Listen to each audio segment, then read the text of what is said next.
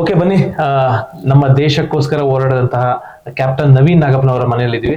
So sir ನಮಸ್ತೆ. ನಮಸ್ಕಾರ sir ಹೇಗಿದ್ದೀರಾ sir? First class. Okay sir, ಬಂದ ತಕ್ಷಣ ನಮಗೆ ನಮ್ಮ ದೇಶದ ಬಾವುಟ ಕಾಣಿಸ್ತಾ ಇದೆ. ಹೌದು. ಸೊ ಎಲ್ಲ ಪರಿಚಯ ಮಾಡ್ಕೊಳ್ಬೋದಾ ನಮ್ಮ ವೀಕ್ಷಕರಿಗೆ? ಖಂಡಿತವಾಗ್ಲು ಇದರ ಇಂಪಾರ್ಟೆನ್ಸ್ ಏನು, ಇದ್ರ ಮಹತ್ವ ಏನು ಅಂತಂದ್ರೆ, ಇದನ್ನ ನೀವು ನೋಡಿದ್ರೆ ಯಾವ ಒಂದು ಸ್ಕೇಲ್ ಅಲ್ಲಿ ಇರ್ಬೇಕು, ಯಾವ ಒಂದು ರೇಷಿಯೋ ಅಲ್ಲಿ ಇರ್ಬೇಕು, ಅದೇ ಸ್ಕೇಲ್ ಅಲ್ಲಿ ಅದೇ ರೇಷಿಯೋ ಅಲ್ಲೇ ಮಾಡಿಸಿದ್ವಿ. ಇದು ಡಿಸ್ಟ್ರೆಸ್ ಲುಕ್ ಅಂತ ಹೇಳ್ತೀವಿ. ಇದು ಯಾಕೆ ಹಿಂಗೆ ಹಳೆದಿನ ತರ ಇದೆ, ಹೊಸದಾಗಿ ಪೇಂಟ್ ಮಾಡಿಸೋದೇನ್ ದೊಡ್ಡ ಕೆಲಸ ಅಲ್ಲ. ಬಟ್ ಇದನ್ನ ನಾನು ಇಟ್ಟಿರೋದು ಒಂದು ಕಾರಣ, ಬಲವಾದ ಕಾರಣ ಇದೆ. ಏನು ಅಂದ್ರೆ, ನಾವು ಕಾರ್ಗಿಲ್ ಯುದ್ಧ ಮಾಡ್ಬೇಕಾದ್ರೆ ಭಾರತದ ಬಾವುಟವನ್ನ ಅಲ್ಲಿ ಹಾರಿಸ್ಬೇಕು ಅಂತ ತಗೊಂಡ್ ಹೋಗಿದ್ವಲ್ಲ, ಅವಾಗ ಹೋರಾಡ್ತಾ ಎಲ್ಲೋ ಒಂದ್ ಕಡೆ ನಮ್ದು ಹೆಂಗಾಗಿತ್ತು ಅಂತಂದ್ರೆ, ಅದು ಫುಲ್ ಒಂಥರ ಗಲೀಜಾಗಿ ಹೋಗ್ಬಿಟ್ಟಿತ್ತು. ಅಲ್ಲಿ ಶೆಲ್ಲಿಂಗ್ ಆಗ್ತಾ ಇದೆ, ಫೈರಿಂಗ್ ಆಗ್ತಾ ಇದೆ, ಅದ್ರ ಮೇಲೆ ಜನ ಬಿದ್ದು ಹಿಂಗ್ ಕ್ರಾಲಿಂಗ್ ಎಲ್ಲ ಮಾಡ್ತಾ ಇದ್ರೆ, ಹಂಗಾಗಿ ನಾವ್ ಅದನ್ನ ಮಾಡೋಕ್ಕಿಂತ ಮುಂಚೆ ಅದೊಂದ್ ಸ್ವಲ್ಪ ಗಲೀಜ್ ಆಗ್ಬಿಟ್ಟಿತ್ತು. ಅದನ್ನ ನೋಡಿದಾಗ ಅದನ್ನ ನನ್ನ ತಲೆಯಲ್ಲಿ ಉಳ್ಕೊಂಡ್ಬಿಟ್ಟಿತ್ತು.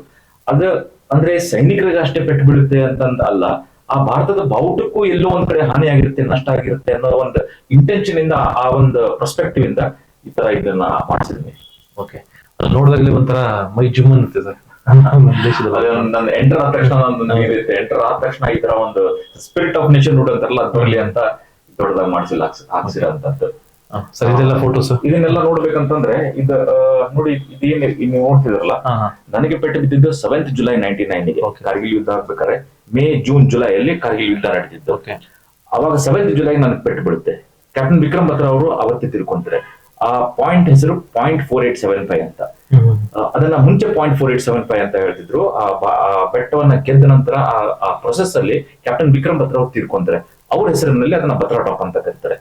20 ವರ್ಷದ ನಂತರ, ಅಂದ್ರೆ 7th July 1999 ಪೆಟ್ಟು ಬಿದ್ದು 7th July 2019 ನಮ್ಮ ಎಲ್ಲಾ ಟೀಮ್ ಅವರು ಈ ಬೆಟ್ಟದ ಮೇಲೆ ಹೋಗಿದ್ವಿ. ನೀವೇನ್ ಭಾರತದ ಬಾವುಟ ಏನ್ ನೋಡ್ತಿದ್ರಲ್ಲ, ಅದೇ ಎಕ್ಸಾಕ್ಟ್ ಸ್ಪಾಟ್ ಅಲ್ಲಿ ನಾನು ಪೆಟ್ಟು ಬಿದ್ದಿದ್ದು.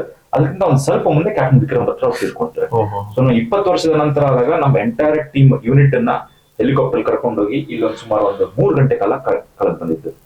ನೀವು ಈ ಫೋಟೋಗ್ರಾಫ್ ಅಲ್ಲಿ ನೋಡ್ಬೋದು. ಇವ್ರು ಮಧ್ಯೆ ನಿಂತಿದಾರಲ್ಲ, ಅವ್ರ ಪಕ್ಕ ನಾನು ನಿಂತಿದ್ದೀನಿ. ಇವರು ಕ್ಯಾಪ್ಟನ್ ವಿಕ್ರಮ್ ಬತ್ರಾ ಅವರ ಒಬ್ಬ ಟ್ವಿನ್ ಬ್ರದರ್ ಇದೆ, ಅವಳಿ ಜೋಳಿ ಅಂತಾರಲ್ಲ, ಅವ್ರ ತಮ್ಮ. ಇವರು ಒಂದು 8 ನಿಮಿಷ ಏನೋ ನಂತರ ಹುಟ್ಟಿರೋದು. ಲುಕ್ ಲೈಕ್ ಅವ್ರು ಹೆಂಗಿದ್ರಲ್ಲ ಹಂಗೆ ಕಾಣ್ತಾರೆ. ಅವ್ರನ್ನೂ ಕರ್ಕೊಂಡು ಈ ಬೆಟ್ಟಕ್ಕೆ ಹೋಗಿದ್ವಿ. ಇಲ್ಲಿಂದ ನಾವೇನ್ ತೋರಿಸಿದೀವಿ ಅಂದ್ರೆ, ಈ .4875 ನಾವೇನ್ ಓಡಾಡಿದ್ವಲ್ಲ, ಆ ಬೆಟ್ಟದ ಕಡೆ ಕೈ ಮಾಡಿ ತೋರಿಸ್ತಾ ಇದ್ವಿ. ಇಲ್ಲಿದ್ದಂತ ಅಷ್ಟು ನಮ್ಮ ಟೀಮ್ ಮೆಂಬರ್ಸ್ ಆ ಬೆಟ್ಟದಲ್ಲಿ ಹೋರಾಡಿದಂತವ್ರು 20 ವರ್ಷದ ನಂತರ ತೆಗೆದಿರುವಂತ ಫೋಟೋಗ್ರಾಫಿ. 20 ವರ್ಷದ ಮುಂಚೆ ತೋರಿದ್ರು, ತೀರ್ಕೊಂಡ 20 ವರ್ಷ ಪೆಟ್ಟು ಬಿದ್ದು ನಾವು ಅವ್ರೇನ್ ಕ್ಯಾಪ್ಟನ್ ವಿಕ್ರಮ್ ಬತ್ರಾ ತೀರ್ಕೊಂತಾರಲ್ಲ, 20 ವರ್ಷದ ನಂತರ ಅದೇ ಡೇಟ್ಗೆ ಅದೇ ಟೈಮ್ಗೆ ನಾವು ಅಲ್ಲಿ ಹೋಗಿರ್ತೀವಿ. ಅವಾಗ ತೆಗೆದಿರುವಂತ ಫೋಟೋಗ್ರಾಫಿ. ಸರ್ ಇದೆಲ್ಲ ಅವಾಗಲೇ ಆಗಿರೋದ ಸರ್? ಇದು ಗ್ರೆನೇಡ್ ಸಿಡಿತು ಅಂತ ಹೇಳಿದ್ನಲ್ಲ, ಪಾಕಿಸ್ತಾನದವ್ರು ನಾನು ಯುದ್ಧ ಮಾಡ್ಬೇಕಾದ್ರೆ ಗ್ರೆನೇಡ್ ಎಸ್ತಿದ್ರು. ನೀವು ಇಮ್ಯಾಜಿನ್ ಮಾಡಿ, ನಾವು ಎಷ್ಟು ಹತ್ರ ಹೋಗಿದ್ವಿ ಅಂದ್ರೆ, ನೀವು ಕುತ್ಕೊಂಡು ಒಂದ್ ಕಲ್ಲನ್ನ ಎಷ್ಟು ದೂರ ಎಸಿದ್ರ, ಒಂದ್ 5 ಮೀಟರ್ ಎಸಿದ್ರ, ಬಹಳ ಅಷ್ಟು ಹಂಚಿದ್ರೆ 10 ಮೀಟರ್ ಎಸಿದ್ರ. ಅಷ್ಟು ಹತ್ರದಲ್ಲಿ ನಾವು ಆ ಶತ್ರುಗಳ ಅಷ್ಟು ಹತ್ರದಲ್ಲಿ ಹೋಗಿದ್ವಿ. ಅವಾಗ ಹ್ಯಾಂಡ್ ಗ್ರೆನೇಡ್ ಎಸಿತಾರೆ. ಆ ಹ್ಯಾಂಡ್ ಗ್ರೆನೇಡ್ ನನ್ನ ಕಾಲ ಹತ್ರ ಸಿಡಿದಾಗ ಅವಾಗ ಇಬ್ಬಟ್ಟು ಕಿತ್ಕೊಂಡು ಹೋಗುತ್ತೆ. ಇದು ನೋಡಿ, ಇದೆಲ್ಲ ಸುಟ್ಟದ ಗಾಯ, ಆಮೇಲೆ ಇದೆಲ್ಲ ಇದನ್ ಮಾಡಿರೋದು. ಈ ಕಾಲಲ್ಲಿ ಮೇಜರ್ ಡ್ಯಾಮೇಜ್ ಆಗಿದೆ. ಈಗ ನೋಡ್ಬೋದು ನೀವು, ಇಲ್ಲಿಂದ ಇಲ್ಲಿಗೆ ಸರಿ ಇದೆ, ಆಮೇಲೆ ಫುಲ್ ಸೊಟ್ಟ ಆಗ್ಬಿಟ್ಟಿದೆ. ಇದು ಫುಲ್ ಗ್ರೆನೇಡ್ ಸಿಡಿದಾಗ ಇದು ಅಷ್ಟು ಕಿತ್ಕೊಂಡು ಹೋಗ್ಬಿಟ್ಟಿತ್ತು. ಇದ್ರಲ್ಲಿ ಏನು ಉಳಿದಿರಲಿಲ್ಲ, ಕಾಲು ಫುಲ್ ಹಿಂಗ್ ಜೊತಾಡ್ತಾ ಇತ್ತು. ಇದ್ರಲ್ಲಿ ಏನೂ ಇಲ್ಲ, ಫುಲ್ ಎಲುಬೆಲ್ಲ ತುಂಡಾಗಿದ್ದು ಕಾಣ್ತಾ ಇತ್ತು. ಇವಾಗ ಹೆಂಗಾಗಿದೆ ಅಂದ್ರೆ, ಇದು ನೋಡಿ ಡಿಫಾರ್ಮಿಟಿ ಇದೆ, ಶಾರ್ಟ್ನಿಂಗ್ ಅಂತ ಹೇಳ್ತೀವಿ, ಪಾರ್ಷಿಯಲ್ ಪ್ಯಾರಲಿಸಿಸ್, ಇದೆಲ್ಲ ಸೆನ್ಸೇಷನ್ ಇಲ್ಲ ನನ್ಗೆ. ಈ ಎಲ್ಲರದು ಕಾಲ್ ಹೆಂಗೆ ಅಂದ್ರೆ, ಈ ಕಾಲಲ್ಲಿ ಹಿಂಗ್ ಫುಲ್ ಹಿಂಗ್ ಮೂವ್ಮೆಂಟ್ ಇರುತ್ತೆ, ಆ ಮೂವ್ಮೆಂಟ್ ನಂಗೆ ಈ ಕಾಲಲ್ಲಿ ಇಲ್ಲ. ಇದೆಲ್ಲ ಫ್ರೀಸ್ ಆಗ್ಬಿಟ್ಟಿದೆ. ಹಂಗಾಗಿ ನಾನು ಎತ್ತಿ ಹಿಂಗ್ ಬಿಡ್ಬೇಕಾಗುತ್ತೆ. ಈ ತರನೇ ಯೂಸ್ ಮಾಡ್ಬೇಕು ನೀವು. ಬಟ್ ಹಂಗೆಲ್ಲ ನೋಡ್ಕೊಂಡ್ರೆ, ಓವರ್ ಆಲ್ ನೋಡ್ಕೊಂಡ್ರೆ 527 ಜನ ತೀರ್ಕೊಂಡ್ರು ಕಾರ್ಗಿಲ್ ಯುದ್ಧದಲ್ಲಿ. ನಾನು 527 ಒಬ್ಬನ ಆಗ್ಬೋದಾಗಿತ್ತು. ಅದೇನೋ ದೇವ್ರ ದಯದಿಂದ ಗ್ರೆನೇಡ್ ಅಷ್ಟು ಹತ್ರ ಸಿಡಿದ್ರೆ ಬದುಕೋ ಚಾನ್ಸಸ್ ಬಹಳ ಕಡಿಮೆ. ಇಲ್ಲ ನಿಲ್ಲ ಅಂತ ಹೇಳ್ಬೋದು. ಆದ್ರೂ ಕೂಡ ಪ್ರಾಬಲಿ ನನ್ನನ್ನ ದೇವರು ಬದುಕಿಸಿ ಕಳ್ಸಿದಾರೆ, ದೇವ್ರ ದಯ ಅಂತ. ಸದ್ಯ ಈ ಜೀವ ಇರೋದೇ ಒಂದು ಈಗ ಲಿವಿಂಗ್ ರೂಮ್ ನಮ್ದು. ಸರ್ ಇದೆಲ್ಲ ಪ್ರಶಸ್ತಿಗಳು ಇದ್ರಲ್ಲಿ ತಗೊಂಡಿರೋದು? ಅದು ಇದೆಲ್ಲ ಹೆಂಗೆ ಅಂತಂದ್ರೆ, ನಾನು ಅಂದ್ರೆ ಟೆಡ್ ಟಾಕ್ಸ್ ಕೊಟ್ಟಿದ್ದೆ, ಟೆಡ್ ಟಾಕ್ ಅಂತಾರಲ್ಲ, ಟೆಡ್ ಟಾಕ್ಸ್ ಕೊಟ್ಟಿದ್ದೆ. ಆ ಟೆಡ್ ಟಾಕ್ಸ್ ಕೊಟ್ಟಿದ್ದಿರಬಹುದು. ಇದನ್ನ ನೀವು ಗಮನಿಸ್ಬೇಕು. ಇದೇನಂದ್ರೆ ವಾರ್ ಮೆಮೋರಿಯಲ್ ಅಂತ ಹೇಳ್ತೀವಿ. ಸಿಕಂದ್ರಾಬಾದ್ ಅಲ್ಲಿ ವಾರ್ ಮೆಮೋರಿಯಲ್ ಇದೆ. ಅಂದ್ರೆ ಹುತಾತ್ಮ ಆದಂತ ಸೈನಿಕರ ನೆನಪಿನಲ್ಲಿ ಒಂದು ವಾರ್ ಮೆಮೋರಿಯಲ್ ಕಟ್ತೀವಿ. ಹುತಾತ್ಮರಾದಂತ ಸೈನಿಕರಲ್ಲಿ ಅವ್ರ ನೆನಪಲ್ಲಿ ಒಂದು ವಾರ್ ಮೆಮೋರಿಯಲ್ ಅಂತ ಕಟ್ತೀವಿ. ನಮ್ದು ಯಾವಾಗ ರೀತ್ಲಿಂಗ ಎಲ್ಲ ಇಲ್ಲಿ ಆಗದ, ಅದ್ರದ್ದೊಂದು ರೆಪ್ಲಿಕಾ ಇದು. ಇವೆಲ್ಲ ಸಣ್ಣ ಸಣ್ಣ ಮೆಡಲ್ಸ್ ಏನು ಕೊಟ್ಟಿದಾರಲ್ಲ, ನಾನು ಏನಲ್ಲಿ ಎಲ್ಲೆಲ್ಲ ಹೋಗಿ ಟಾಕ್ಸ್ ಕೊಟ್ಟು ಬಂದಿರ್ತೀನಿ, ಆರ್ಮಿ ಹೆಡ್ ಕ್ವಾರ್ಟರ್ಗೆ ಹೋಗಿರ್ತೀನಿ, ಅವಾಗ ಕೊಟ್ಟಂತವು.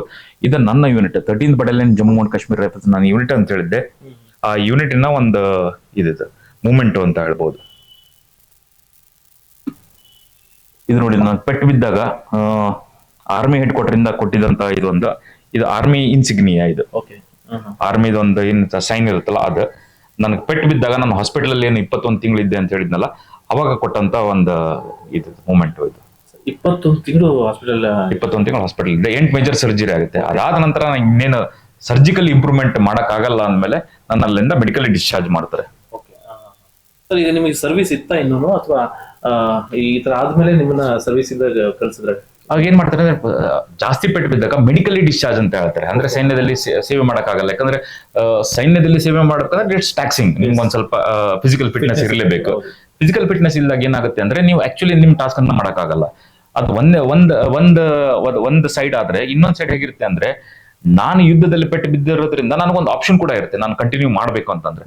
ಬಟ್ ನನಗೆ ಅವಾಗ ಅನ್ಸಿದ್ದೇನು ಅಂದ್ರೆ, ನಂದು ಎಲ್ಲ ಟ್ರೀಟ್ಮೆಂಟ್ ಆದ್ಮೇಲೆ ಡಾಕ್ಟರ್ ತಮ್ಮ ಒಪಿನಿಯನ್ ಅನ್ನ ಬರೀತಾರೆ, ವೆದರ್ ಫಿಟ್ ಆರ್ ಅನ್ಫಿಟ್ ಅಂತ. ನನ್ನ ಕೇಸಲ್ಲಿ ಅನ್ಫಿಟ್ ಅಂತ ಬರ್ತಾರೆ. ಅವಾಗ ನನಗೆ ಆಪ್ಷನ್ ಏನ್ ಕೊಡ್ತಾರೆ ಅಂದ್ರೆ, ಒಂದು 21 ದಿನ 3 ವಾರ ಟೈಮ್ ಕೊಡ್ತಾರೆ. ನನಗೆ ಏನಾದ್ರೂ ಕಂಟಿನ್ಯೂ ಮಾಡೋ ಇಷ್ಟ ಇದ್ರೆ ನಾನು ಅದಕ್ಕೆ ಅಪೀಲ್ ಮಾಡ್ಬೇಕು. ನಾನು ಈ ತರ ಕಾರ್ಗಿಲ್ ಯುದ್ಧದಲ್ಲಿ ಪೆಟ್ಟು ಬಿದ್ದಿದ್ದು, in the face of enemy ನಂಗೆ ಈ ತರ ಆಗಿರೋದು, ಹಾಗಾಗಿ ನಂಗೆ ರಿಟೈನ್ ಮಾಡ್ರಿ ಅಂತ. ನಾನು ಅವಾಗ ಯೋಚನೆನೂ ಮಾಡಕ್ ಹೋಗ್ಲಿಲ್ಲ. ಅವಾಗ ನಾನು ಅನ್ಕೊಂಡಿದ್ದೇನಂದ್ರೆ, ತಲೆಗೆ ಫಸ್ಟ್ ಬಂದಿದ್ದೇನಂತಂದ್ರೆ, ಎಲ್ಲರೂ ಕೂಡ ಹೋಗಿ ಒಂದು ಅಟ್ಯಾಕ್ ಆಗ್ತಿರುತ್ತೆ, ಅದ್ರಲ್ಲಿ ಪಾರ್ಟಿಸಿಪೇಟ್ ಮಾಡ್ತಿರ್ತಾರೆ, ಆಂಬುಷ್ ಅಲ್ಲಿ ಪಾರ್ಟಿಸಿಪೇಟ್ ಮಾಡ್ತಿರ್ತಾರೆ, ಯಾವ್ದೋ ಒಂದು ಆಕ್ಷನ್ ಅಲ್ಲಿ ಇರ್ತಾರೆ. ನಾನ್ ಆರ್ಮಿದಲ್ಲಿ ಕಂಟಿನ್ಯೂ ಮಾಡಿದ್ರೆ ನನಗೆ ಯಾವ್ದೋ ಒಂದು ಡೆಸ್ಕ್ ಜಾಬ್ ಕೊಟ್ಟಿರ್ತಿದ್ರು.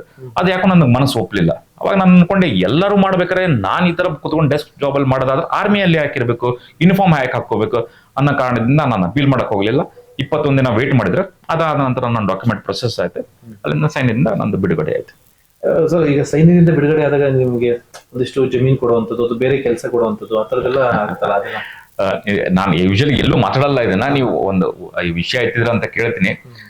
ಇದೆ, ಸ್ಟೇಟ್ ಗೌರ್ಮೆಂಟ್ ಇಂದ ಲ್ಯಾಂಡ್ ಕೊಡ್ಬೇಕು ಅಂತ, agriculture land 8 acres agriculture land ಕೊಡ್ಬೇಕು ಅಂತ ಇದೆ, ಮನೆ ಕಟ್ಟಿ ಕೊಡ್ಬೇಕು ಅಂತ ಇದೆ.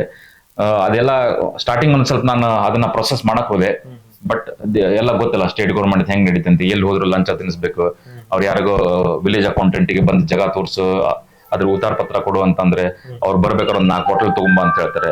ಇದನ್ನೆಲ್ಲ ನೋಡಿದಾಗ ಬೇಸರ ಆಗೋಗ್ಬಿಡ್ತು. ಇವ್ರ ಅಗ್ರಿಕಲ್ಚರ್ ಲ್ಯಾಂಡು ಬೇಡ, ಇವ್ರ ದುಡ್ಡು ಬೇಡ, ನಾನು ದೇಶಕ್ಕೋಸ್ಕರ ಮಾಡಿದ್ದೀನಿ, ಅದಕ್ಕೆ ಇವ್ರಿಗೆ ಹೋಗಿ ನಾನು ಲಂಚ ಕೊಟ್ಟಂತ ತಗೊಳೋಂಥದ್ದು ನನಗೇನು ಹರಕತ್ತಿಲ್ಲ. ಯಾಕಂದ್ರೆ ನಾನೇನೋ ದುಡ್ಡು ಕೊಟ್ಟು ಬಾಟಲ್ ಕೊಡಿಸಿ ತಗೊಂಡ್ಬಿಡ್ತೀನಿ. ಬಟ್ ನನ್ನ ಜೊತೆ ಹೋರಾಡಿದಂತ 2 ಆಫೀಸರ್ 15 ಜನ ಜವಾನ್ಸ್ ತಿಳ್ಕೊಂಡ್ರಲ್ಲ, ಅವ್ರ ಫ್ಯಾಮಿಲಿ ಮೆಂಬರ್ಸ್ಗೆ ನಾನು ಹೆಂಗ್ ಮಕ್ಕ ತೋರಿಸ್ಲಿ. ಹಂಗಾಗಿ ಇದರ ಸವಾಸನೆ ಬೇಡ ಅಂತಂದ್ಬಿಟ್ಟೆ. ನಡೀತಾ ಇದೆ ಹಂಗೆ. ಅಂದ್ರೆ ಅವ್ರಿಗೂ ಯಾರಿಗೂ ಏನು ಸಿಕ್ಕಿಲ್ಲ ಸರ್? ಅಂದ್ರೆ ಅದೆಲ್ಲ ಸ್ಟೇಟ್ ಗೌರ್ಮೆಂಟ್ ಮೇಲೆ ಡಿಪೆಂಡ್ ಆಗುತ್ತೆ. ನಾನು